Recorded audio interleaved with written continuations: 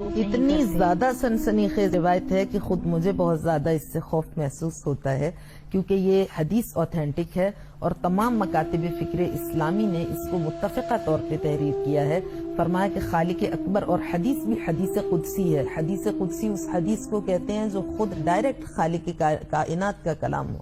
فرمایا کہ وعزتی وجلالی وارتفاع مکانی وعلو مقامی، مجھے میری عزت، جلالت، جبروت، سلطنت، بادشاہی، ملک، اقتدار کی قسم، مجھ خدا کو کہ لو ان العاق بوالدیہ یعمل باعمال الانبیاء جمیعا،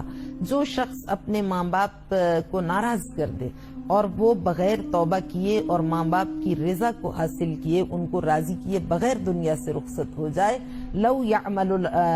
یعمل باعمال الانبیاء جمیعا، بہت ہی خوفناک حدیث ہے۔ اگر 1,24,000 انبیاء کی نیکیاں اپنے دامن میں لے آئے، ان کا تقوی، ان کی نماز، روزہ، لیکن ماں باپ کا آق ہو، آق دو طرح سے ہوتا ہے، ایک وہ جس کو ماں باپ ڈسون کر دیں اور ایک وہ جو ماں باپ کے حقوق کی رعایت نہ کرے۔ تو جو ماں باپ کو ناراض کر دے، اگر وہ سارے انبیاء کی باقی نیکیاں اس کے دامن میں ہوں لیکن ایک ماں باپ کی رضا اور خوشنودی نہ ہو، تو مجھے میری عزت و جلالت و جبروت و اقتدار و بادشاہی کی قسم ہے کہ میں اس کے کسی عمل کو قبول کرنے والا نہیں۔